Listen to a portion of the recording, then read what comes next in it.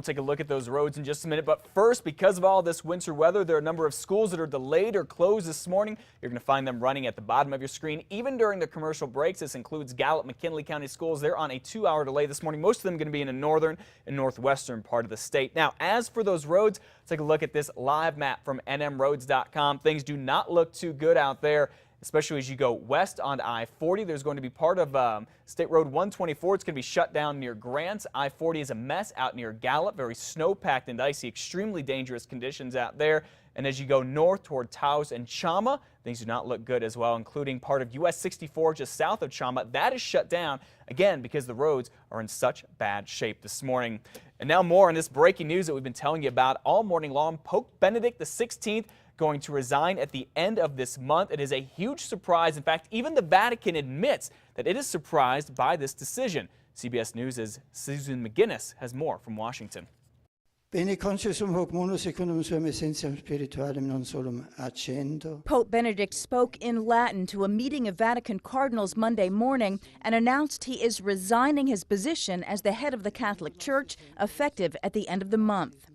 Benedict says he is too old and too weak to continue on, so he made the decision to step down. The Catholic Church will now be without a pope for a period of time until the cardinals can select a new successor. A papal spokesperson says he expects the church to be without a leader for as brief a period as possible.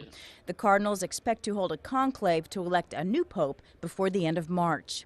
Born Joseph Ratzinger, the German became pope in April 2005 when the cardinals selected him to succeed Pope John Paul II. One of his biggest tasks as pope has been to oversee the church's response to the priest sex abuse scandal.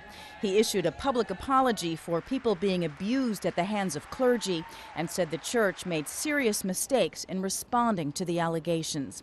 Benedict becomes the first pope in nearly 600 years to resign from the position.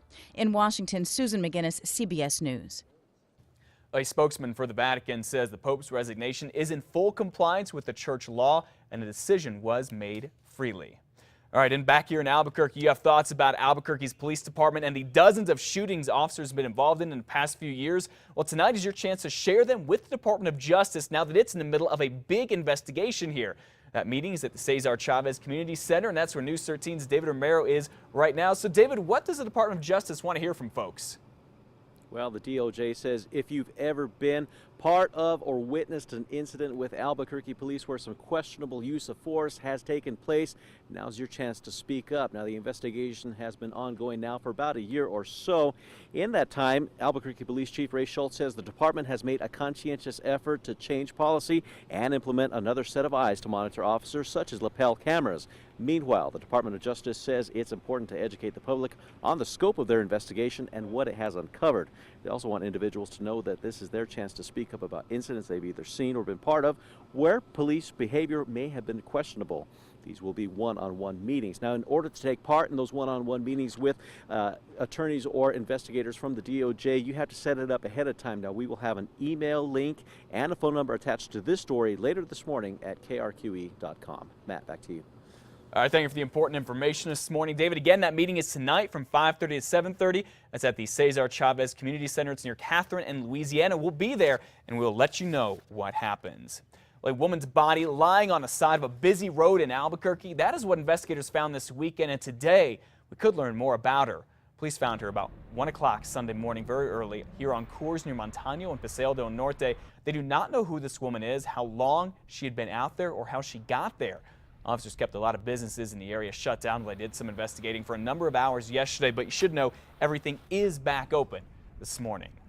Well, police are still trying to sort out a strange story from this weekend. It started with a fire and ended with investigators looking for a man they say was growing mushrooms. It all began when firefighters rushed out to this home near Washington and Montgomery about 5:30 yesterday night. They think the fire started in the bedroom of the duplex. They got it out pretty quickly. Now, here is where the story gets complicated. At one point, firefighters thought there was a meth lab inside the home, so they got out, called police, and they say the man who lives there just took off. Well, it turns out police say it was not a meth lab the man had there, but instead he was making mushrooms. All right, heads up, your income tax refund could be coming a little later than normal today. You could thank Congress and the so-called fiscal cliff debacle from the end of last year for this. Now, because of that, the IRS is a little behind schedule, maybe a lot behind schedule. For example, it cannot take education credits until later this week, and energy credits, well, it can't take those until next month.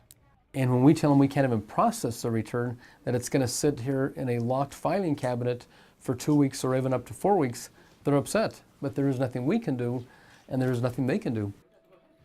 All right, that is not all. As you heard Mr. Ken Sanchez there say, it may take you a little longer to get an appointment with your accountant because they have so much extra paperwork to get through. Well, later today, we should get a better idea of how the looming federal budget cuts could affect Albuquerque and New Mexico. Congresswoman Michelle Lujan Grisham is going to talk about that and more today at Fior Industries. The government is set to cut billions of dollars from the budget, a lot of it from defense and military spending, and that could do a lot of damage to New Mexico and our economy here.